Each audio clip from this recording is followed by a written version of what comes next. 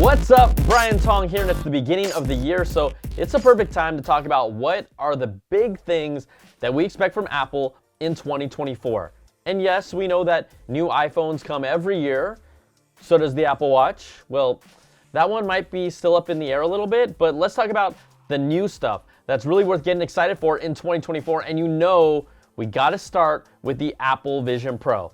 Has there been any product that has been hyped up this much with so much uncertainty around it more than the Apple Vision Pro?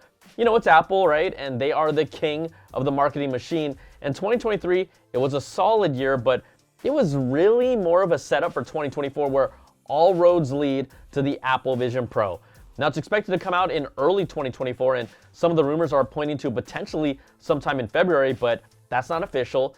Now, if you've been here with me on my channel, I've been able to use the Vision Pro 3 different times so far, and I've done everything from experience the UI and user experience with Vision OS. I've been able to check out some of the apps, the keyboard, multiple environments that are using volumetric video experiences, and record and then view spatial video. And if you haven't heard before, there is nothing out there like this Vision Pro. This isn't a slightly better Meta Quest. I've used them both and others. It's an entirely different thing.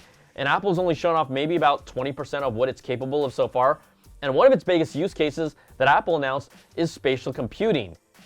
But I haven't experienced a demo that showcases what it will really be like or even what apps will be available. And if this can truly be a new way of computing that replaces your computer on day one, they haven't answered that question yet. And it's a big question and a big use case potentially for the Vision Pro.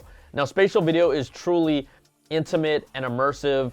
Some of the experiences, it's going to take you to a place and time and you're going to really feel it. And initially, it will record at 1080p at 30 frames per second, but only users with the iPhone 15 Pro and 15 Pro Max can take advantage of that.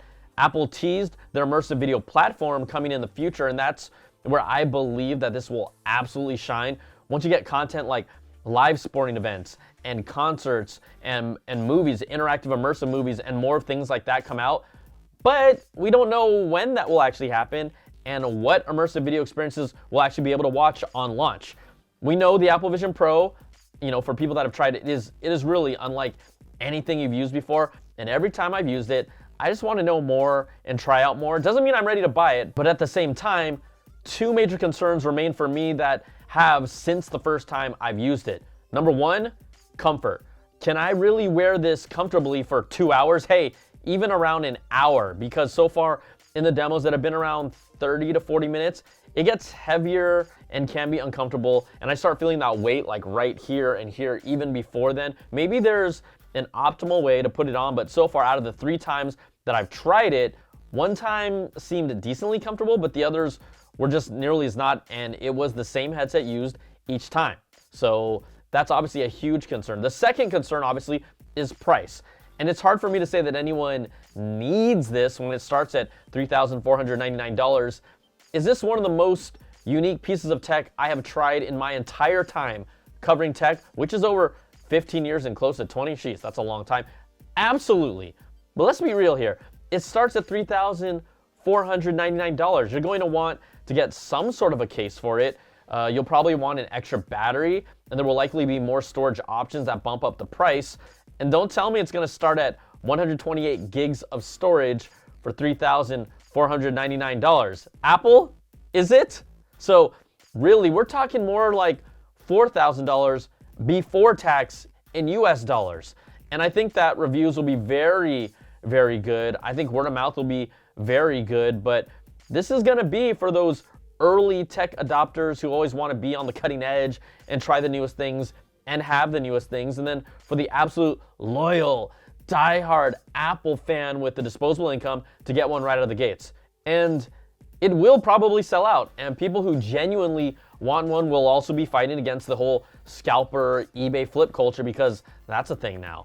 The Apple Vision Pro, this is a glimpse into a, let's say, a potential future. And Apple is going all in here. They're in this for the long haul, and they have the resources and the time and the user base to let this product evolve over time. Yes, it can get lighter. Yes, it can get more affordable. Yes, battery life can get better, but we're talking about the first version, the first iteration. Those are things that happen, a couple years down the road. And the best comparison of its development has been, to me, the Apple Watch. But you think about the Apple Watch really started figuring things out with the Series 3 and WatchOS 4, and that's roughly 3+ years into its life cycle. Now Vision Pro, an incredible product, and no one can predict what's really going to happen, which is probably what makes it so fascinating, because this is the most ambitious and the biggest product risk Apple has ever taken. And, I'm fortunate enough to have a front row seat to see how this all plays out and how the Apple Vision Pro evolves. And one thing for those of you hoping that one day, I see the comments, it'll be around $1,000. Don't count on that. In fact, I never see that happening. Or maybe the lowest an Apple Vision Pro will ever go down to is $2,000 or even $2,500 over time. And that might be in year 5 of the product, but this is a premium product. It's a premium Apple experience, and Apple's going to treat it that way. So it's 2024. The Apple Vision Pro is coming in early 2024, according to Apple. So we're going to find out a whole lot more, and its official release in probably the next few months. And it is really one of the most exciting things that is happening to the tech world in 2024, and that's why we're all talking about it. All right, let's take a moment to thank the sponsor of this video, ProtoArc. Now check this out. I've got 2 things to show off here. First up, this is the ProtoArc modular 2-in-1 hub mouse that is one of the most unique mice I've used on the road, specifically designed for Apple MacBook and iPad users. Now I don't bring a full-size mouse with me on the go, but I've used this mouse for my last 3 trips. Inside its body is a 3-in-1 hub that you can take out that connects with USB 3.0, and it gives you an additional USB-C port with power delivery quick charging, a USB-A 3.0 port, and one 4K HDMI port to connect hard drives, keyboards, and other devices. It weighs 2.79 grams, so it's ultra light and has a sleek portable design, and it's perfect for professionals that prioritize convenience and essential functionality. Now, if you want to get even more portable, check out the XK01 Trifold keyboard from ProtoArc. This is a trifold design that saves space, and when you're on the go, unfold it to lay it out. And then when you're done, fold it up, tuck it in your bag, and it's another elegant solution for traveling professionals. Now it's a full-size layout keyboard. I said full size with a complete numeric pad, and it's lighter than using Apple's Magic Keyboard. The bounce back from here, the keys, it just isn't compromised. It really feels right, and it honestly surprised me how good it is. ProtoArc's hub mouse and trifold keyboard are a killer portable combo, and to learn more, click on the link in the description of this video and use code BrianTong to take advantage of the deal.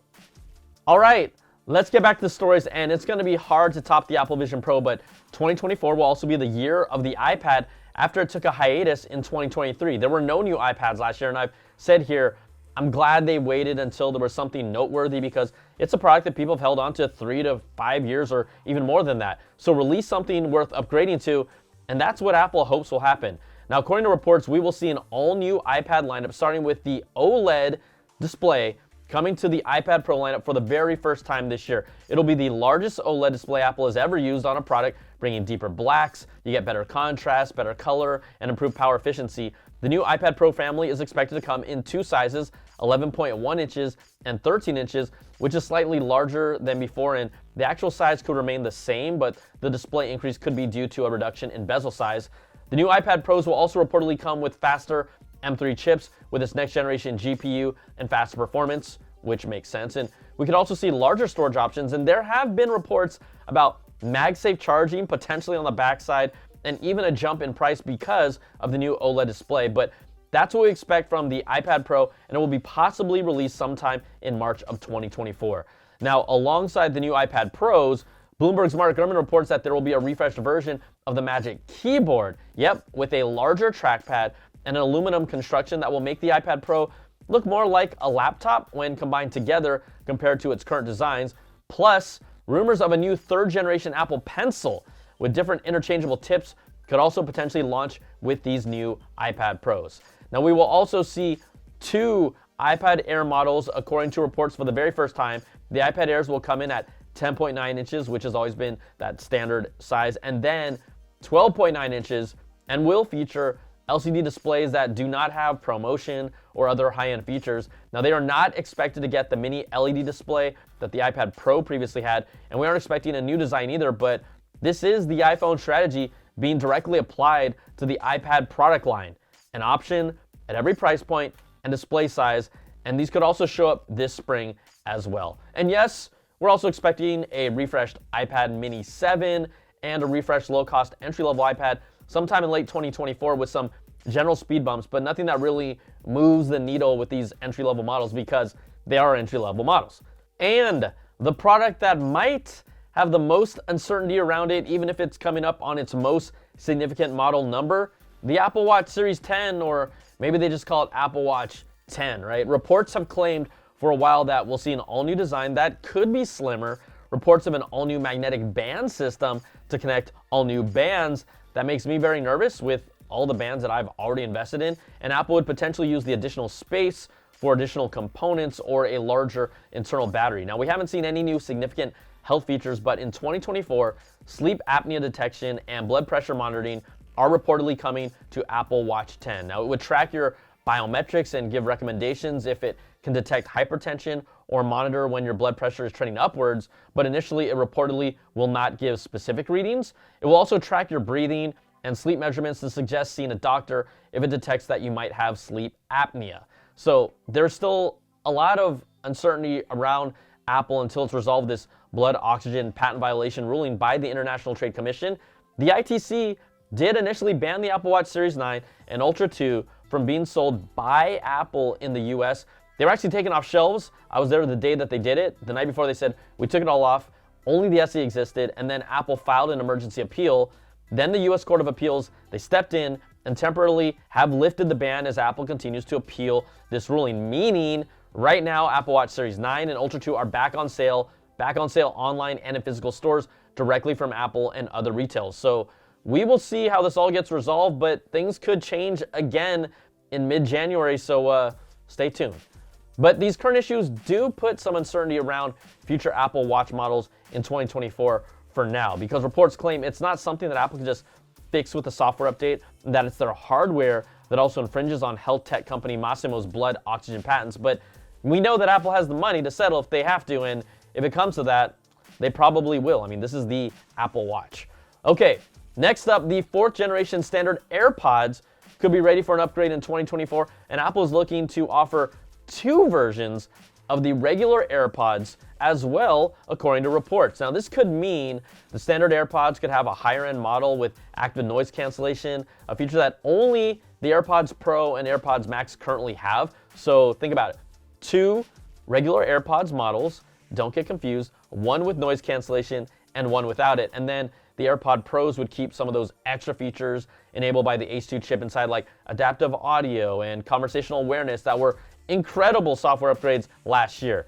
The AirPods 4 could also reportedly have a new design with shorter stems and improved fit, but silicone tips, those still just might be for the Pros as well. So we're gonna have to wait and see what happens until it actually happens. And we haven't seen an upgrade to the Apple AirPods Max, which we have finally started to see obviously a lot more in the wild once they went on sale for $399 for multiple retailers compared to that initial $549 price point. Now, we haven't seen any updates since their launch in December of 2020, but all reports say it'll be a minor refresh with a USB-C port for charging and new color options.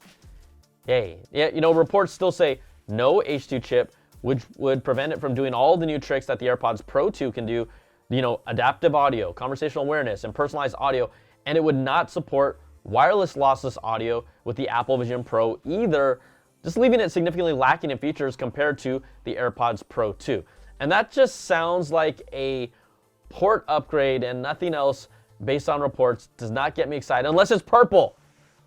I will not buy them will I buy them if they make them in purple? Don't tempt me, okay? And yes, what's the product that we haven't talked about here? The iPhone. It's always going to be a big product upgrade, but it happens every year, and we know what to expect. I've already talked about it here in multiple videos, but let's get to the quick hits. The 16 Pro and 16 Pro Max are expected to have even larger displays at 6.3 and 6.9 inches and will be slightly taller and wider than the 15 Pro series. Now, there will be an updated action button and a new capacitive capture button on the right side, with both getting haptic feedback, a faster A18 Pro chip, and an improved 48 megapixel ultra wide lens with better low light performance to go with the current 48 megapixel wide lens, and then bring improved spatial video since it does use both of those cameras to capture that content.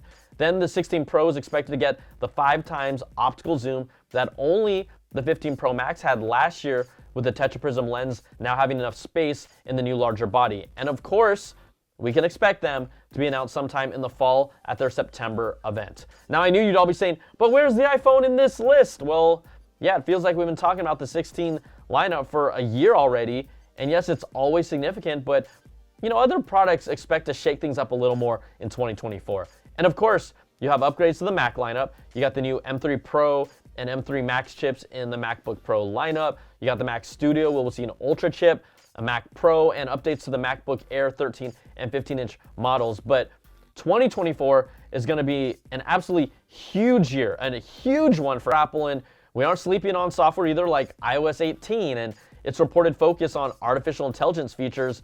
We'll see how that works out, but this video, we were focusing all about the hardware.